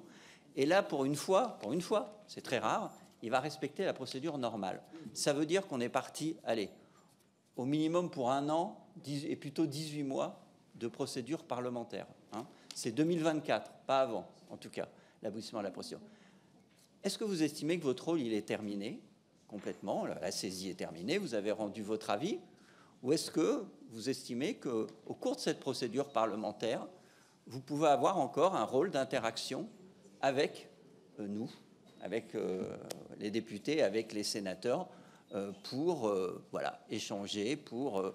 voilà. Je le dis parce que les membres de la Convention citoyenne sur le climat, on a vu qu'il y avait une sorte de frustration. Alors après, on a vu des appels de collectifs, de membres. Certains sont présentés aux élections, d'ailleurs, bon, c'est une autre question.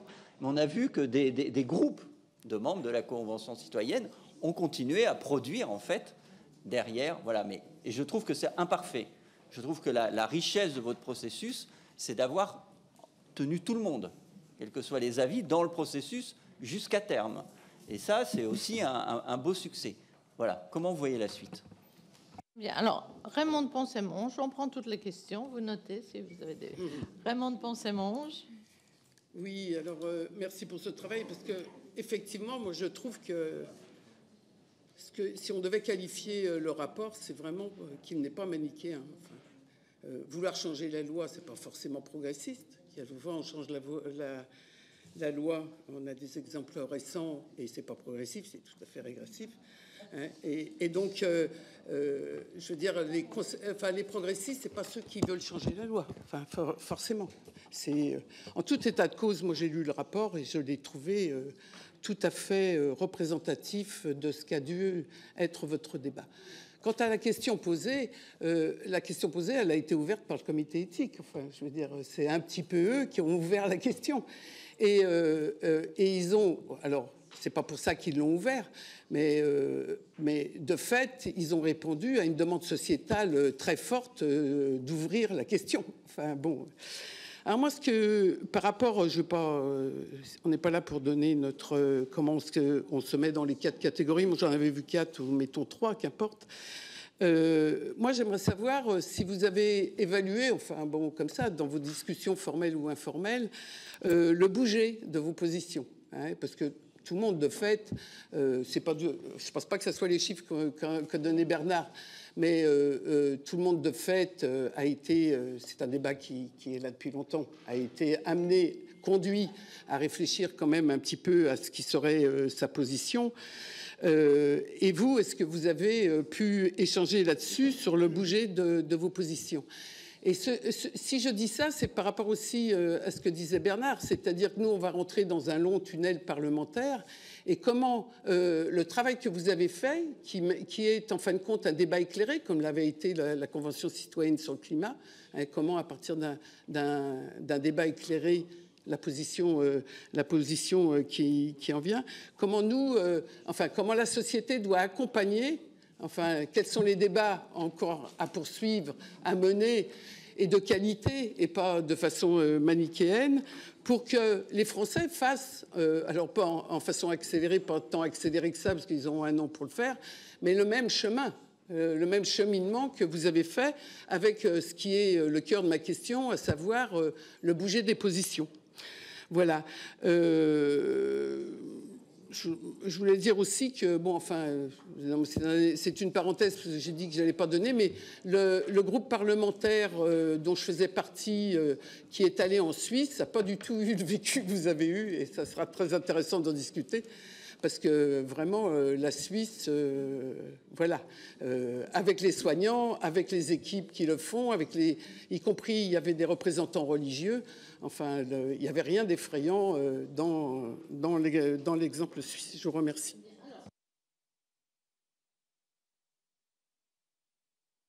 Chacun, et Madame Toury conclura. Florence Lassarade.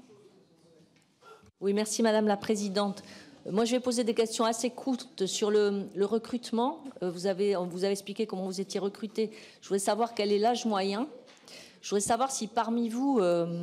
vous êtes nombreux à avoir eu dans votre entourage ou professionnellement une expérience de fin de vie, pénible ou pas. Et je voulais savoir comment sont compensées les journées que vous passez. Est-ce que vous êtes indemnisé ? Voilà, c'est très simplement ce que je voulais demander. Question très pratico-pratique. Véronique Guillotin. Et Martin Lévrier. Ouais, merci Madame la Présidente. Question un petit peu rapide. Je voudrais parler des lignes rouges Vous avez évoqué à plusieurs moments des lignes rouges. Je vais rajouter derrière les conditions non remplies, et vous l'avez évoqué aussi. Alors, dans les lignes rouges, je ne les ai pas entendues. Donc, est-ce qu'il y a quelques lignes rouges que vous avez mis comme ne pouvant pas, du coup, est-ce que la loi ne pourrait pas évoluer si ces lignes rouges n'étaient pas remplies? Et dans les lignes rouges, ou en tout cas les conditions non remplies, vous avez évoqué les budgets, les moyens, l'équité territoriale, etc. Tout ce que l'on ne sait pas faire aujourd'hui en matière de santé simple et de soins palliatifs. Comment pensez-vous évaluer ça avant de vous prononcer, puisque vous avez considéré que ce n'était pas possible de mettre en place un système qui était plus inégalitaire que ce qu'il est aujourd'hui? Et un deuxième sujet, c'est l'encadrement médical, si j'ai bien compris. Donc, est-ce que l'encadrement médical, vous avez considéré qu'il était nécessaire que ce soit fait dans un encadrement médical, que la mort active soit mise dans un encadrement médical? Le système de l'Oregon n'est pas à proprement parler d'un encadrement médical strict, puisque les gens sont à la maison. Donc, est-ce que c'est pour vous un rejet a priori donc de ce système de type Oregon? Et puis je rentrerai pas non plus dans le débat. Il y a plein de choses où je peux être d'accord, d'autres non, mais je crois que c'est pas le sujet. En tout cas, je pense que ça éclaire sur effectivement globalement les diverses questions que l'on se pose tous et chacun dans notre rôle parlementaire mais individuel. Donc voilà, je pense que le débat continuera à dérouler. Mais c'était les deux questions que j'aurais voulu poser. Jacquemet, parce que elle était inscrite et je suis désolée Martin, mais Martin Lévrier conclura les questions. Merci Madame la Présidente, merci Mesdames et Messieurs pour vos témoignages. Moi je voudrais plus vous poser des questions sur la forme que sur le fond. On disait que pour le fond, on aura sûrement beaucoup d'auditions, beaucoup de discussions et des temps de réflexion pour se positionner. Je voulais savoir ce que vous retenez de cette expérience, de toutes ces heures que vous avez passées ensemble à réfléchir, à discuter. Comment est-ce que vous avez géré les désaccords? Et est-ce que vous savez dans quelle proportion les avis des membres de la Convention ont pu évoluer au cours des travaux réalisés?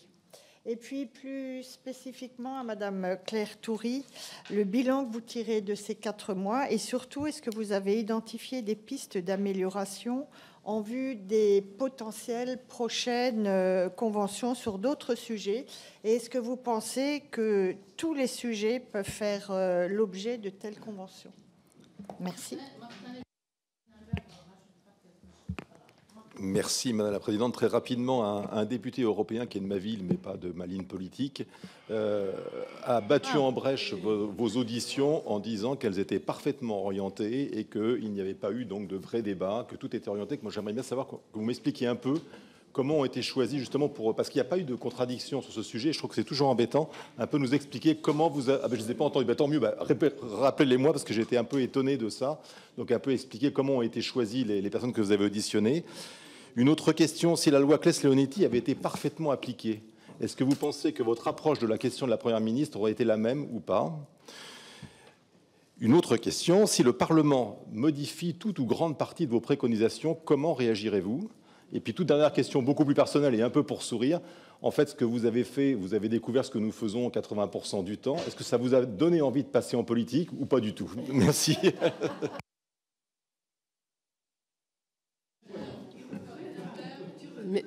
Merci, Madame la Présidente, de me redonner la parole. Je voulais réagir à votre affirmation, Madame Berriot, si vous le permettez, tout à l'heure, quand vous avez dit que la mort naturelle n'existe pas. Comment qualifiez-vous la mort de quelqu'un qui décède brutalement d'un infarctus massif? Et que pensez-vous de l'affirmation de nos voisins belges qui disent que quelqu'un qui meurt par euthanasie a eu une mort naturelle? En clair, quelle est votre définition de la mort naturelle, s'il vous plaît? Et pour terminer, Alain Dufour, et là, on va arrêter ensuite. Hein. Alain Dufour. Oui. Merci, Madame la Présidente. Merci, Mesdames, merci, Messieurs, pour ce rapport. Alors, juste rapidement, une question, une observation. Aujourd'hui, c'est la Convention citoyenne, le Conseil national de la refondation, c'est la méthode de Macron, tout le monde le sait. Alors, ma première question, est le Parlement dans tout ça? Et sur le fond, comment garantir surtout la réelle application des soins palliatifs dans les EHPAD? Et je pense qu'à mon niveau, je crois que si la loi Leonetti me convient parfaitement et si elle était appliquée en son ensemble, résoudrait beaucoup de problèmes et on n'aurait pas à se poser ces questions aujourd'hui. on commence. Allez, Monsieur Jovanovic, vous allez démarrer une petite conclusion. De même, Madame. Alors, il y avait beaucoup de questions. Hein. Concernant le... Allez, dans l'ordre. Concernant notre représentation ici, à nous tous, vous avez remarqué, on est 4 participants. Il y a un contre, il y a 2 pour, un troisième, je ne sais pas. Et moi, j'estime que... alors sans étiquette, mais avec opinion, il faudra expliquer. Par ailleurs, moi j'estime que nous-mêmes, les contres, on a galéré pour se retrouver ici. Bon, on y est arrivé. Hein. Et puis finalement, je pense aussi que je représente beaucoup de courants d'opinion. On a beaucoup de subtilités. On aurait pu être 4. Entre des conservateurs qui peut-être étaient contre la loi pour des questions de principe et des gens qui ont évolué et qui ont été à l'écoute des médecins pour finalement se positionner contre l'évolution de la loi, alors qu'a priori, ils auraient été plutôt, on va dire entre guillemets, hein, progressistes. Donc, moi oui, je suis tout seul, mais ça me va très bien. Et j'ai la consolation de ma camarade. Avance, Michel. Voilà. Par ailleurs, alors, l'évolution, vous avez parlé de l'évolution des groupes. Nous étions un groupe assez peu nombreux au départ, je pense, les contres, et nous n'avons cessé de croître. Et on est un groupe, les contres étaient 39% certainement de citoyens, ce qui n'est pas négligeable, plus nombreux, je pense, que certains de mes camarades. Par ailleurs, l'évolution, elle a été le résultat de l'écoute des médecins pour la plupart des contres. Donc le fait d'avoir écouté les médecins, d'avoir entendu leurs arguments et les médecins n'ont pas donné de position hein, quand ils nous parlaient, mais ça a convaincu beaucoup de citoyens de s'attacher aux soins palliatifs avant d'envisager quoi que ce soit d'autre. Donc moi je dirais, puisque vous ferez la même chose que nous et ce sera pareil à l'Assemblée nationale, être à l'écoute des médecins, c'est toujours une bonne chose. Ensuite... Voilà. Merci monsieur. Les lignes rouges et les conditions. Pour ce qui est des lignes rouges, on avait clairement, je pense, notre convention nationale a rejeté l'idée d'ouvrir les nouveaux droits aux mineurs. Alors ça a été vraiment une ligne rouge assez claire, clairement et très majoritaire. Pour ce qui est des conditions prérequises à l'ouverture de nouveaux droits, il y aurait effectivement l'application pleine et entière de la loi Claes-Leonetti. Donc, de grâce, avant d'envisager quoi que ce soit, jouons au jeu de la loi Claes-Leonetti et appliquons-la sur tout le territoire. Je termine, il reste encore quelques questions intéressantes. Elles étaient toutes intéressantes, bien sûr. Ce que nous retenons de cette expérience, notre expérience, je remercie Claire Toury, le CESE, les organisateurs. Je parle en mon nom, mais aussi au nom de beaucoup de citoyens que j'ai rencontrés, ça nous a fait un peu plus aimer la France. Ça nous a fait un peu plus aimer notre système démocratique. Ça nous a fait un peu plus aimer le fait de s'impliquer dans la société. Et je voudrais sincèrement, très chaleureusement et presque la larme à l'œil remercier le CESE et l'initiative qui nous a réunis. Voilà. Vos témoignages. Madame Ah non, c'est pas fini. Pardon, excusez-moi. Voilà. Sur la question plus délicate de l'orientation des débats. Ah oui.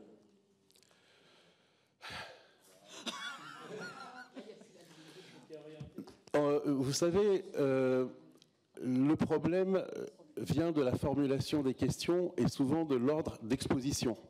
Nous n'avons jamais eu l'occasion, on a essayé de faire voter pour savoir combien de personnes étaient contre l'euthanasie. Ce vote ne nous a pas été ouvert. Non.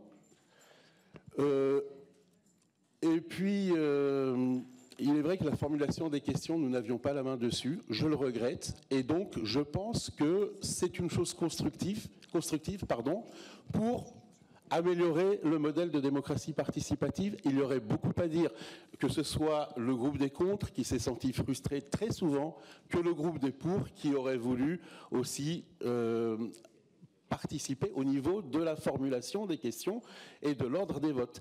Alors, il y a toute une réflexion à faire. Nous l'avons commencé, nous, les ex, on s'appelle déjà les ex-conventionnels.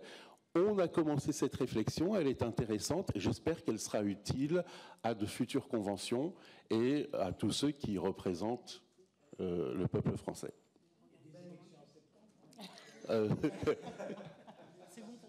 Voilà. Merci à tous. Oui, je me doute, je fais vite.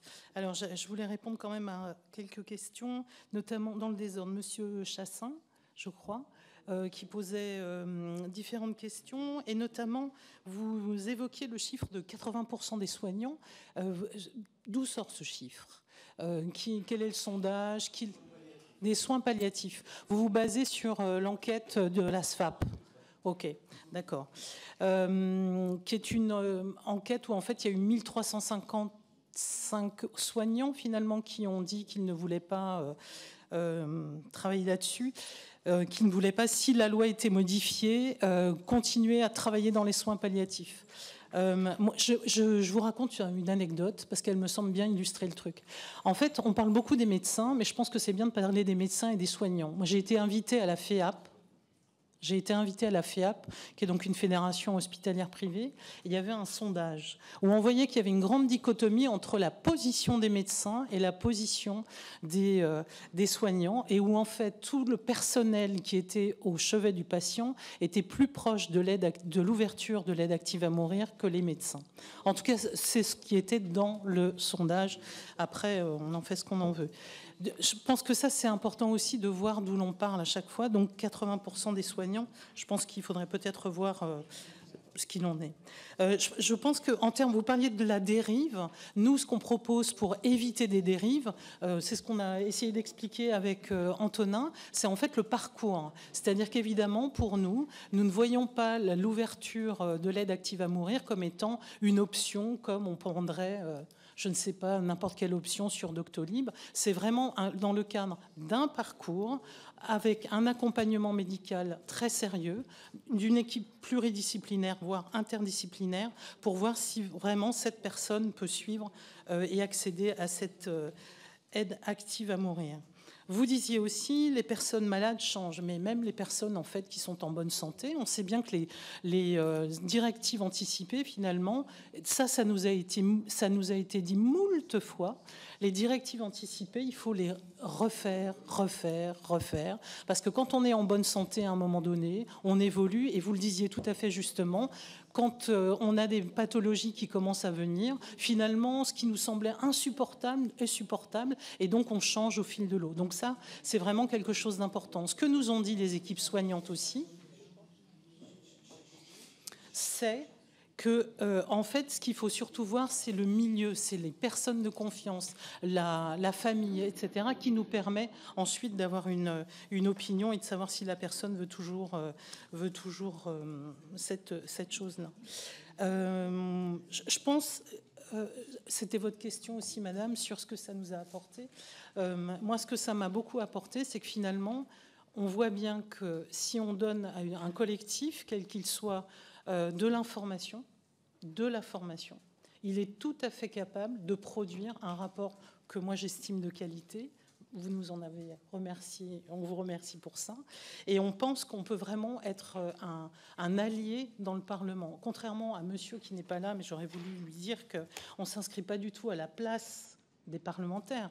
Nous, on pense qu'on peut être vraiment un appui aux parlementaires, et notamment parce que les conventions citoyennes, il y en a de par le monde. Ça n'est pas, comme il l'a dit, la méthode Macron. Des conventions citoyennes, il en existe, il y en a eu plus de 400 qui ont été faites dans des pays aussi improbables que le Pakistan, le Bangladesh, etc. Donc c'est que ça doit être possible quand même de faire ce genre de choses. Sur la mort naturelle, alors je précise, en fait, ce que je voulais dire par là, je m'appuyais sur des propos qui sont des propos de Martine Lombard, que vous avez peut-être accueilli ici, qui est une juriste qui a écrit un livre remarquable qui s'appelle L'ultime demande, et puis les interventions de Véronique Fournier, souvent, qui sont donc, vous la connaissez, la personne qui a mis au point, qui a créé le centre d'éthique clinique de Cochin, qui disait que finalement, avec le fait que nous avons des médicaments depuis que nous sommes petits, etc., ben en fait, ça, on ne peut plus dire maintenant qu'on est sur des morts naturelles. Je vais donner un exemple précis. Oui, oui, j'ai compris. Mais je vous dis d'où ça vient. On peut ne pas être d'accord, pas de problème. Il n'y a pas de vie naturelle non plus. Alors, non, mais si, il y a des choses. Alors, les Belges, non, alors ça, je n'ai pas réfléchi, je ne peux pas vous dire sur ce truc-là. Ça, c'est plutôt juridique pour ne pas faire de poursuite. Oui, oui, mais... C'est pas qui dit que la mort est naturelle, c'est que quand le médecin légiste coche, il fait ça pour pas qu'il y ait eu d'enquête en assassinat, homicide, etc. Alors, je ne veux pas tout à fait un autre champ. champ. Donc, en fait, mon idée, derrière ça, derrière cette formulation qui peut-être vous a choqué, c'était l'idée de dire que surtout, on ne peut pas avoir... Enfin, on a une médecine, encore une fois, qui est formidable en France, vraiment, hein, qui permet de soigner beaucoup de choses. Mais au moment où cette médecine, notre système de santé est extrêmement dans le curatif, au moment où cette médecine ne peut plus rien pour nous, je trouve que c'est un abandon de soins auprès du patient. Et donc, du coup, cette histoire de nous dire tout le temps, il faut maintenant que la personne meure naturellement, n'a pas de sens. Je vais le formuler comme ça plutôt. Peut-être ce sera plus précis par rapport à... Oui, oui, donc j'arrête là. Et si je dis une dernière chose, si je peux me permettre.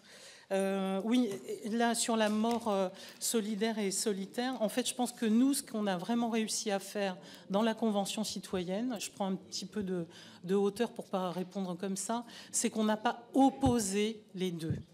Et que la loi Claes-Leonetti, qui serait appliquée à 100%, ne répond toujours pas aux problématiques des personnes qui ne sont pas avec un pronostic vital engagé à court terme. Ça ne répond pas à ça. Donc nous, on sera avec les parlementaires pour travailler sur les soins palliatifs et aussi pour l'ouverture de l'aide active à mourir. Merci. Merci Nathalie. Pour répondre à la première intervention de Madame Cohen, je crois, Madame Laurence Cohen, tout d'abord, merci pour vos mots. Je ne peux que rejoindre vos propos. Cette convention citoyenne, c'est basé sur le respect et l'écoute de tout un chacun. Nous sommes sur un sujet très sensible, qui est la fin de vie.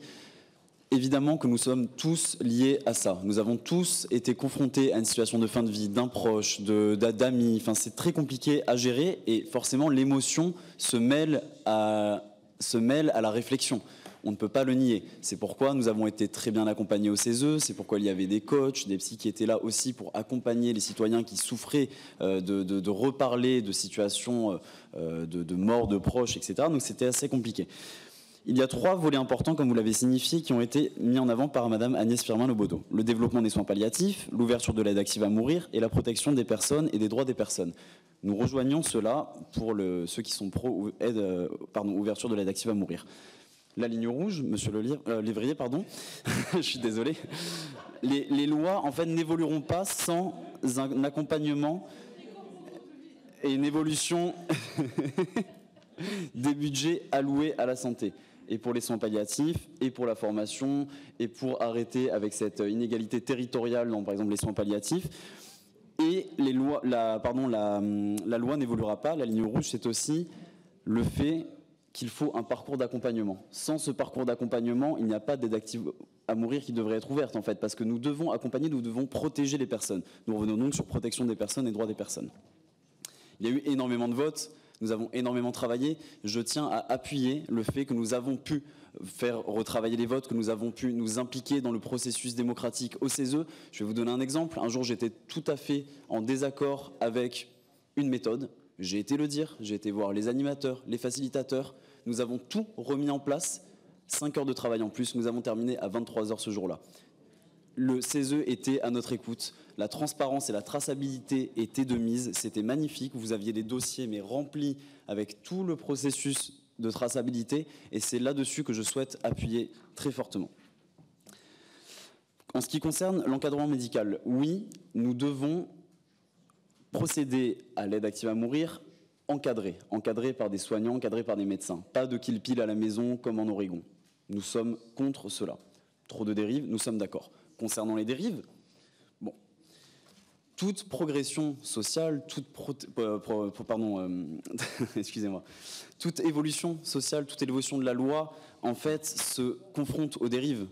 Pour reprendre l'IVG, nous pourrons prendre l'abolition de la peine de mort. À chaque fois, à chaque évolution de la société, nous nous sommes confrontés à cette crainte de la dérive. Mais je suis persuadé que l'intelligence collective, l'intelligence humaine, l'intelligence sociétale et dans les législations permettent d'empêcher ces dérives. Nous n'allons pas tomber dans une dystopie parce que nous ouvrons l'aide active à mourir. Aucun des citoyens n'est pour une ouverture de l'aide active à mourir sans condition. Vous pouvez penser que ce que je représente, c'est sans condition, mais ça ne l'est pas. Il y a des conditions, il y a un parcours d'accompagnement, il y a une écoute du passant, il y a une révocabilité de la demande. C'est toujours possible de revenir en arrière. Il n'y aura pas de dérive, à mes yeux. Tout cela est soumis à réflexion. Mais c'était la crainte d'une nouvelle évolution, la crainte d'une évolution dans la loi, de l'autorisation de l'IVG, de l'abolition de la peine de la peine de mort, que tout le monde allait procéder à l'IVG. Ce n'est pas le cas. Tout le monde ne va pas se jeter vers l'euthanasie. On parle bien de personnes en souffrance. Nous n'allons pas nous retrouver avec des gens qui vont foncer tête baissée dans la mort. Les gens ne veulent pas mourir, en fait. Personne ne veut réellement mourir. Et attendez, certains veulent mourir, certains sont suicidaires. Et justement, d'ouvrir un parcours d'accompagnement, d'ouvrir l'écoute, de faire rentrer les gens dans ce parcours encadré par des spécialistes, encadré par des psychiatres, mais c'est leur donner une chance, c'est leur donner une porte de sortie et quelque part une idée que c'est possible sans forcément vouloir le faire. Au Québec, il y a un grand pourcentage de personnes qui sont allées chercher cette kill pill qui ne l'ont finalement pas prise. Tout de même, cela veut dire beaucoup de choses. Je continue, je ne vais pas trop m'attarder, excusez-moi. Donc, pour revenir sur l'intelligence collective, les conventions citoyennes, c'est vraiment ça que ça nous a apporté et c'est la confiance en nous, la confiance en cette intelligence. Nous pouvons faire beaucoup de choses ensemble et remettre le citoyen au cœur du processus, c'est lui permettre d'avoir à nouveau confiance dans les process de démocratie, dans les institutions, car il y a, vous le savez, une peur du citoyen, une crainte, enfin, forcément on voit les contestations sociales et lui redonner la parole est vraiment impactant. Et c'est ce que nous avons ressenti et nous remercions le CESE pour cette grande découverte, cette grande expérience, le fait de se rapprocher de la démocratie. Pour ma part, j'ai toujours été un petit peu rebelle. Au final, je me retrouve tout à fait en lien avec ce qui s'est passé. Je suis heureux d'avoir participé à ce process. Je reprends des études en transition écologique et solidaire. J'aimerais aller vers la politique, vers l'intelligence collective. Pour vous répondre, monsieur, et désolé pour l'erreur sur le nom. Donc voilà, je voulais vraiment vous remercier de nous avoir écoutés et je vais laisser la parole à madame Clotilde Audibert qui vous appuiera d'autres points. Alors je vais répondre brièvement parce que mes amis ont déjà répondu à pas mal de questions, mais oui, je complète. Donc pour nous, il y a véritablement un intérêt à développer les conventions citoyennes pour vous aider, parlementaires, parce que ça permet une réflexion finalement de la société tout entière. On se rend compte qu'on a des citoyens extrêmement engagés qui s'intéressent au sujet parce qu'on a tous un vécu différent, on a des sensibilités différentes. Donc il est important de les écouter, de les entendre, de les comprendre aussi. Donc pour nous, ça a été extrêmement important. Ça nous a permis de nous souder tout en nous respectant avec différentes nuances. On est tombé d'accord à l'unanimité sur le développement des soins palliatifs partout et pour tous. Ça, c'est indéniable. Maintenant, et je vais reprendre également les termes de la commission temporaire de la fin de vie, qui disait qu'il était également, en plus de la nécessité de développer des soins palliatifs partout en France, d'octroyer des droits à ceux qui le demandent, tout en respectant les droits des autres. Ça, c'était important. Maintenant, vous nous demandiez si nous avions poursuivi nos missions en tant que membres de la Convention citoyenne. Et je dois vous dire que nous avons fondé 2 associations, l'association des 184 et une autre association des 184 également. Voilà, il y a une association avec des membres extrêmement investis, impliqués également, et ça permet un avis participatif avec des membres disponibles pour répondre aux différentes demandes et dans toutes les régions avoir également des échanges avec les députés. Vous voyez, on ne s'arrête pas, on s'investit. Et les sénateurs, pardonnez-moi, je ne vous oublie pas. Je ne vous oublie pas. Nous avons également continué avec différentes interventions, des conférences, débats, également dans différentes structures et notamment des hôpitaux. J'insiste, nous avons également particulièrement travaillé sur la journée des droits des patients, les journées européennes, les journées des droits en santé, où on a pu mettre en place différents stands, par exemple, dans les hôpitaux de la PHP, pour informer, promouvoir, sensibiliser aux droits des patients, notamment sur les directives anticipées, personnes de confiance, refus de soins, arrêt des thérapeutiques, obstination déraisonnable, parce qu'il nous apparaît important que la population française, et notamment les patients, parce qu'ils sont au cœur de leur prise en charge, eh bien, connaissent leurs droits. Donc moi, je vais parler en mon nom personnel, ce que je retiens de cette expérience, c'est quelque chose de très riche, humainement et émotionnellement, qu'on n'oubliera jamais, et je suis particulièrement étonnée du respect que nous avons eu les uns envers les autres, contrairement à certains politiques qui n'ont pas forcément les capacités de s'entendre. Nous sommes respectés, nous avons respecté les nuances et les avis et les sensibilités de chacun. Voilà, je vous remercie infiniment. Merci. Alors, on se calme un peu, hein, il reste encore quelques minutes. On se calme un peu. Je pense qu'on travaille nous aussi dans le respect. Oui, bien sûr. L'image donnée par l'Assemblée nationale n'est pas forcément celle du Sénat. Oui, enfin, madame, écoutez, vous êtes ici dans une commission. Si vous trouvez que les sénateurs se comportent mal, vous avez tout le loisir de ne pas conclure. Non, c'est pas ce que je voulais dire. Non, je voulais vous remercier. Je voulais remercier les 4 citoyens qui sont venus parce qu'ils travaillent. Voilà, et c'est important pour eux de venir porter cette parole parce qu'il y a un travail remarquable qui a été conduit pendant 4 mois. Et donc, voilà, moi, je voulais vous remercier pour ça. Je voulais vous remercier aussi pour votre écoute et pour vos questions. Je crois que pour répondre à la question pratique, donc il y a bien une indemnité qui est versée. C'est 84 € net par jour. Et puis ensuite, il y a une compensation pour perte de revenus pour les gens qui travaillent et qui du coup, posent des jours de congé. Donc ça, c'est 11 € de l'heure. Et à ça s'ajoute un défraiement complet, donc déplacement, hébergement, frais de garde d'enfants, etc. Enfin, c'est très important que ces dispositifs ne soient pas excluants et qu'il n'y ait pas de... d'inégalité sociale par-dessus. Voilà, donc ça c'est un élément important. Après, pour vous répondre, j'avoue qu'il y a eu beaucoup de questions, donc j'essaie de vous répondre rapidement. Moi, ce que je retiens quand même, c'est qu'on ne peut pas sortir indifférent d'un exercice démocratique comme celui-ci, et que ce soit sur la fin de vie ou sur d'autres sujets, mais sur la fin de vie, c'est assez parlant. Quand on arrive, on donne un bout de soi-même et on prend un bout des autres. Et ça, c'est quelque chose de profondément marquant. Alors, pour les citoyens, ça c'est clair, vous l'avez vécu, mais même pour nous, en tant que comité de gouvernance, en tant qu'équipe organisatrice, on était là tout le temps. Et moi, ça m'a donné vraiment beaucoup d'espoir en notre démocratie, parce que, vous faites un travail remarquable, mais on sait que les Françaises, les Français ont une défiance quand même assez forte vis-à-vis des institutions. Et il me semble que travailler à des outils pour les associer davantage, pour que la construction de la décision publique, elle n'appartienne pas uniquement aux élus, mais qu'elle puisse être aussi alimentée par des citoyennes, des citoyens à qui on donne des outils à un moment, c'est quelque chose de très important. Pour répondre à votre question sur le travail parlementaire à suivre, vous verrez si vous souhaitez auditionner ou non des citoyens, des citoyennes, mais vous avez quand même 184 citoyens qui ont bossé 27 jours. 27 jours sur la fin de vie. Ils ont un niveau d'expertise aujourd'hui qui est un niveau d'expertise citoyen, mais qui est très au-dessus que la plupart des Françaises, des Français, et c'est bien normal, parce qu'a priori, on n'est pas tous des spécialistes de la fin de vie. Donc ça je pense que c'était important de le dire. Donc ce que je retiens pour vous répondre, c'est ça.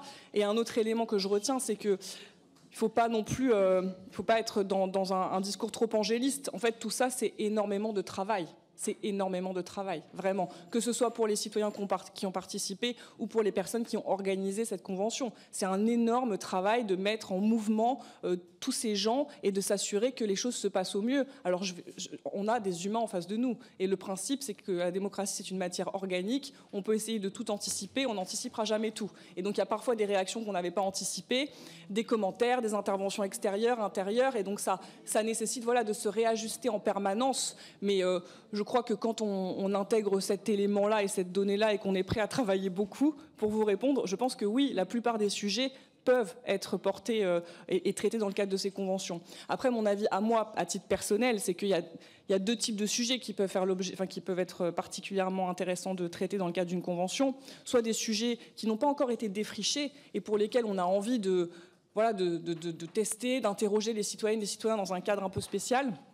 soit des sujets sur lesquels il y a des débats depuis très longtemps et dans lesquels les espaces classiques, et pour lesquels, pardon, les espaces classiques ne permettent pas d'avancer. Alors, c'est pas le bon terme, mais voilà, je trouve que c'est intéressant. Et pour moi, faire une convention citoyenne sur la fin de vie, c'est une forme de courage politique d'une certaine manière, parce que c'est accepter à un moment de faire un pas de côté et de demander à des gens qui ne représentent qu'eux-mêmes, mais qui vont travailler de manière exigeante et remarquable, d'aider les décideurs à construire une réponse politique exigeante. Après, on en pense ce qu'on en pense. Ça, vous avez bien le droit de penser ce que vous pensez, évidemment. Mais je trouve que de ce point de vue-là, c'est vraiment intéressant à dire. Et par rapport aux critiques de certains élus, moi, franchement, je veux bien tout entendre, hein, que ce dispositif soit perfectible, qu'il y ait des erreurs qui aient été formulées. Je réponds à monsieur par rapport, qu'il y ait des erreurs qui aient été formulées, qu'il y ait un point d'amélioration, enfin, qu'il y ait des pistes d'amélioration, c'est évident. Par contre, vraiment, sous-entendre que les citoyens ont été manipulés, ça, je ne peux pas le laisser dire, parce que c'est faux, vraiment c'est faux, d'une part, et d'autre part, je trouve que c'est pas rendre justice à l'intelligence des gens. Et dernier point, quand même, parce qu'on a quand même on a vérifié, quand vous regardez les auditionnés, etc., la proportion des points de vue a été respectée, et les soignants qui disent qu'ils n'ont pas été assez entendus, 3/5 des auditions, c'était des soignants.